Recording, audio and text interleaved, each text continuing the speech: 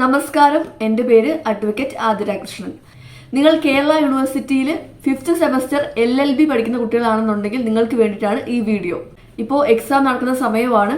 July 1 തിങ്കളാഴ്ച നടക്കാൻ പോകുന്ന സിവിൽ പ്രൊസീജിയർ കോഡിന്റെ എക്സാം ആണ്. അപ്പോൾ എങ്ങനെയാണ് എക്സാം നമ്മൾ കറക്റ്റായിട്ട് എഴുതേണ്ടതെന്നാണ് നമ്മളിവിടെ നോക്കാൻ പോകുന്നത്. എങ്ങനെയാണ് പഠിക്കേണ്ടതെന്ന് നോക്കാം. ഇപ്പോൾ ഇന്ന് ശനിയാഴ്ചയായി, ഇന്ന് തിങ്കളാഴ്ചയാണ്. അപ്പോൾ ഇനി 2 ദിവസം മാത്രമേ ഉള്ളൂ, ഇന്നും നാളെയും മാത്രമേ ഉള്ളൂ പഠിക്കാനായിട്ട്.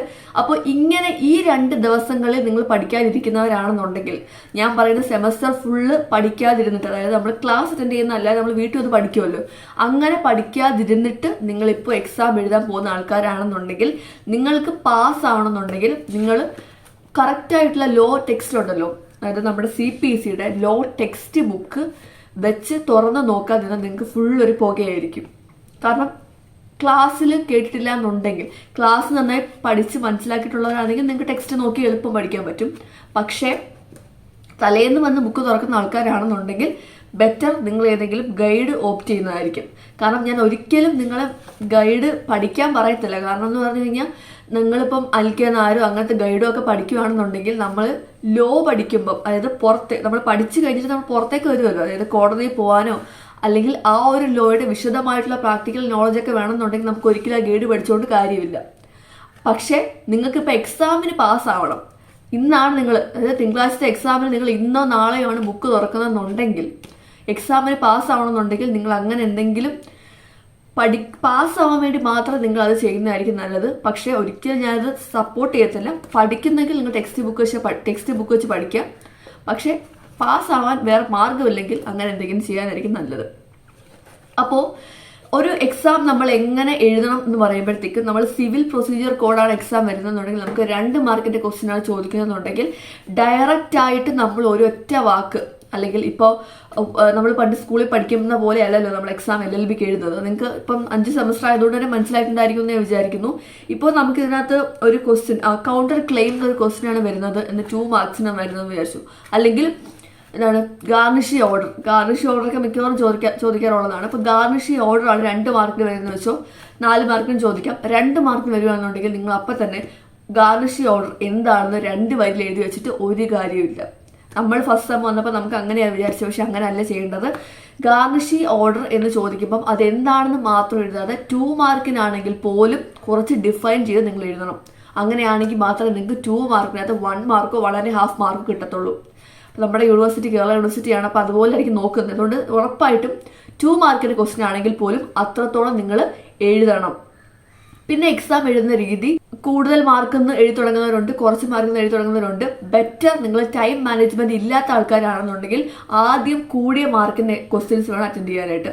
അവിടുന്ന് താഴോട്ട് വരുന്നതായിരിക്കും ഏറ്റവും നല്ലത്.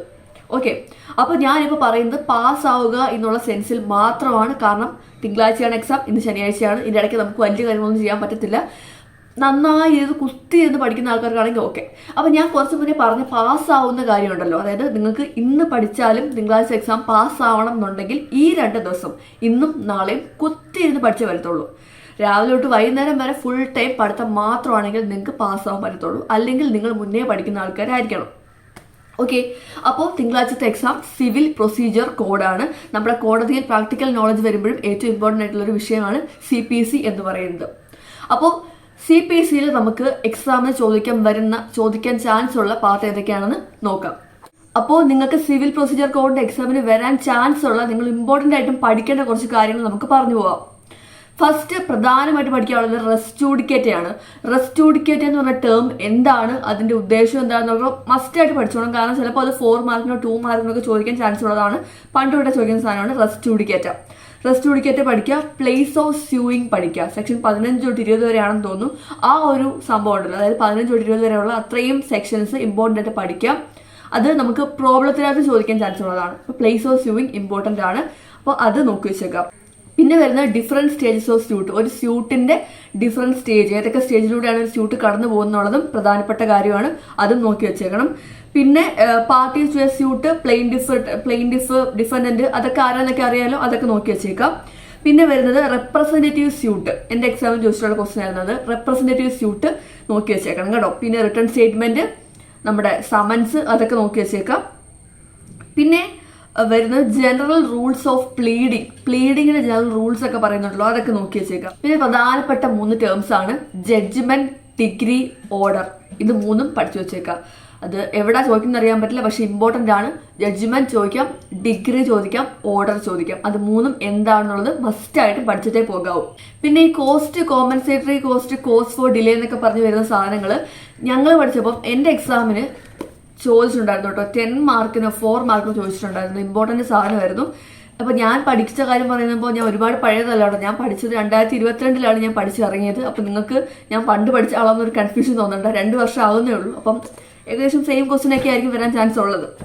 അപ്പൊ അതുപോലെ അടുത്തൊരു സാധനമാണ് ഗാർണിഷി ഓർഡർ. ഒരുമാതിരി ഇമ്പോർട്ടന്റ് സാധനമാണ്. കാരണം ഗാർണിഷി ഓർഡർ എന്ന് പറഞ്ഞാൽ എളുപ്പമാണ്, അത് ഇമ്പോർട്ടന്റുമാണ്.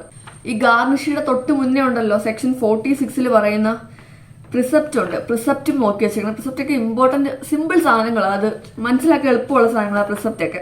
അടുത്തത് കമ്മീഷൻ അല്ലെങ്കിൽ ഇൻസിഡന്റൽ പ്രൊസീഡിങ്സ്. അപ്പം ഇൻസിഡന്റൽ പ്രൊസീഡിങ്സ് ഒരു 7 എണ്ണം ഉണ്ട്. ആ 7 എണ്ണവും ഒന്ന് എന്താണെന്ന് മനസ്സിലാക്കി വെക്കുക. ഇപ്പൊ ഞാനൊരു കാര്യം പറയാം. ഇപ്പൊ നിങ്ങൾക്ക് 10 മാർക്കിനാണ് ഇപ്പൊ ഇൻസിഡന്റൽ പ്രൊസീഡിങ്സ് ആണ് ക്വസ്റ്റ്യൻ ചോദിക്കുന്നതെന്നുണ്ടെങ്കിൽ നിങ്ങൾ ആദ്യമേ എന്താണ് കമ്മീഷൻ അല്ലെങ്കിൽ ഇൻസിഡന്റൽ പ്രൊസീഡിങ്സിന്റെ പർപ്പസ് എന്താണെന്ന് എഴുതിയിട്ട് ഈ 7 പോയിന്റ്സ് നിങ്ങൾ എഴുതണം. ഈ പോയിന്റ് എഴുതിയിട്ട് വേണം നിങ്ങൾ എക്സ്പാൻഡ് ചെയ്തു പോകാനായിട്ട്. ഓക്കെ, അപ്പം നിങ്ങൾ ചെയ്യേണ്ടത് ഇപ്പം ടു എക്സാമിൻ വിറ്റ്നസ് എന്നുള്ളതാണ് നമ്മുടെ ഒരു പോയിന്റ്. അപ്പം ആ ഒരു പോയിന്റ് നിങ്ങൾ എന്ത് ചെയ്യണം, നിങ്ങൾ കറക്റ്റ് വേർഡ്സ് ഓർമ്മ വരുന്നില്ലെങ്കിൽ നിങ്ങൾ ലീഗൽ ടേംസ് യൂസ് ചെയ്യണം. ചുമ്മാ വാരി എഴുതാൻ പാടില്ല. ലീഗൽ ടേംസ് ഇൻവോൾവ് ചെയ്തുകൊണ്ട് നിങ്ങൾ സെന്റൻസ് ആക്കി ആ കാര്യങ്ങൾ വിശദീകരിച്ച് എഴുതണം. അങ്ങനെ എഴുതിയാലേ മാർക്ക് കിട്ടത്തുള്ളൂ കേട്ടോ. അപ്പം first to examine witness, to make local investigation, അതിനൊക്കെയാണ് നമ്മൾ കമ്മീഷനെ അപ്പോയിന്റ് ചെയ്യുന്നത്. അത് നമ്മൾ കോടതി പോകുമ്പോൾ മനസ്സിലാവും. അപ്പോൾ അതാണ് കമ്മീഷൻ. അത് ഇമ്പോർട്ടൻ്റ് ആയിട്ടുള്ള സാധനമാണ് കേട്ടോ. അത് ചോദിക്കും, നോക്കി വെച്ചേക്കാം. ഇന്റർലോക്യൂട്ടറി ഓർഡേഴ്സ് ഒക്കെ ഉണ്ടല്ലോ.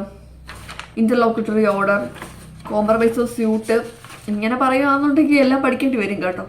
കാരണം നിങ്ങൾ തലേന്നൊക്കെ പഠിക്കുന്ന ആൾക്കാരാണെങ്കിൽ ചെയ്യേണ്ട കാര്യം എല്ലാത്തിൻ്റെയും കോൺസെപ്റ്റ് മനസ്സിലാക്കി വെക്കുക എന്നുള്ളതാണ് പ്രധാന കാര്യമാണ്.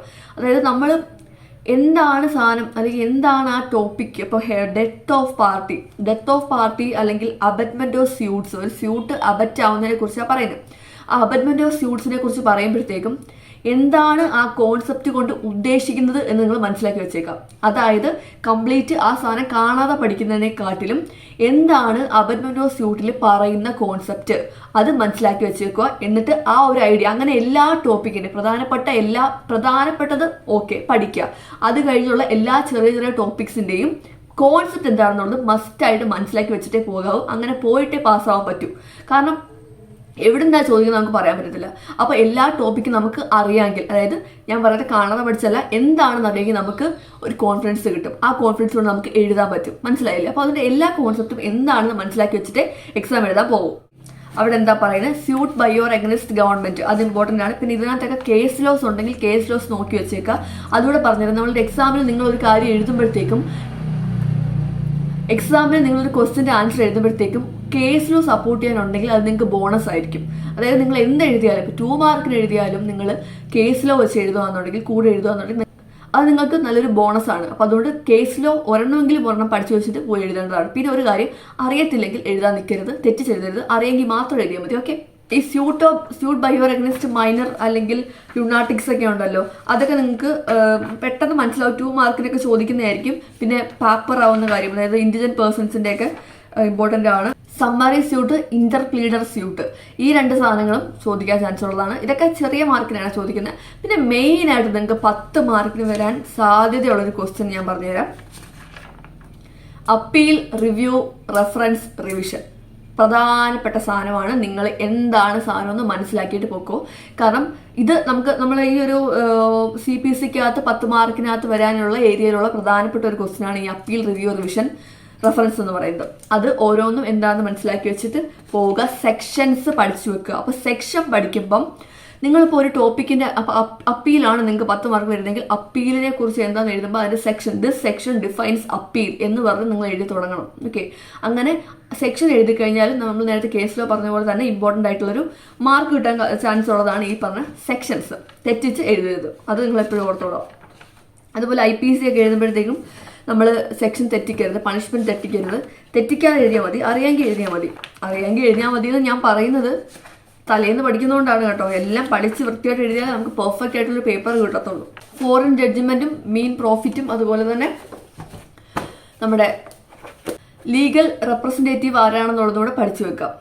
അപ്പോൾ ഞാൻ പറഞ്ഞത് നിങ്ങൾ മെയിനായിട്ട് നോക്കിക്കൊണ്ട് പോകേണ്ട കുറച്ച് കാര്യങ്ങളാണ്. അതുപോലെ തന്നെ പ്രധാനമായിട്ടും പഠിക്കുമ്പോൾ നിങ്ങൾ ഉൾപ്പെടുത്തേണ്ട കാര്യങ്ങളാണ്. അത് ഞാൻ പറഞ്ഞൊരു പഠിക്കുന്നൊരു രീതി ഉണ്ടല്ലോ, ഞാൻ ആദ്യം പറഞ്ഞ പോലെ തന്നെ എക്സാമിൻ്റെ തലേദിവസമാണ് പഠിക്കുന്നതെങ്കിൽ മാത്രം ഫോളോ ചെയ്യേണ്ട രീതിയാണ് ഞാനിപ്പോൾ പറഞ്ഞത്. അതായത് ഓരോ കോൺസെപ്റ്റും എന്താണെന്ന് മനസ്സിലാക്കി വെക്കുക, സബ് പോയിന്റ്സ് മനസ്സിലാക്കി വെക്കുക. സബ് പോയിന്റ്സ് കാണാതെ പഠിച്ചു വെക്കുക. പരീക്ഷയ്ക്ക് ചോദിക്കുമ്പോൾ കോൺസെപ്റ്റ് എഴുതുക, സെക്ഷൻ എഴുതുക, സബ് പോയിന്റ് എഴുതുക. സബ് പോയിന്റിന്റെ ഡെഫിനേഷൻ എങ്ങനെയാണോ നിങ്ങൾ മനസ്സിലാക്കി വെച്ചത് കറക്റ്റ്, ലീഗൽ ടേംസ് ഉണ്ടെങ്കിൽ അത് തന്നെ യൂസ് ചെയ്തോണേ, അങ്ങനെ എഴുതുക. അപ്പോൾ അങ്ങനെ എഴുതുമ്പോഴത്തേക്ക് നിങ്ങൾക്ക് അതിനെക്കുറിച്ചിട്ട് ഏകദേശം എല്ലാ ഐഡിയ ഉണ്ടെങ്കിൽ നിങ്ങൾക്ക് ഒരു പെർഫെക്റ്റ് ആയിട്ടൊരു ആൻസർ എഴുതാൻ പറ്റും. അല്ലാതെ നിങ്ങൾ തലേന്ന് പോയിട്ട് ബുക്ക് എടുത്ത് വെച്ച് കാണാതെ പഠിക്കാൻ നിന്ന് കഴിഞ്ഞാൽ അതുമില്ല ഇതുമില്ല ഒന്നുമില്ലാതായിപ്പോൾ. അപ്പോൾ പഠിക്കുകയാണെന്നുണ്ടെങ്കിൽ കോൺസെപ്റ്റ് മനസ്സിലാക്കി പഠിക്കുക.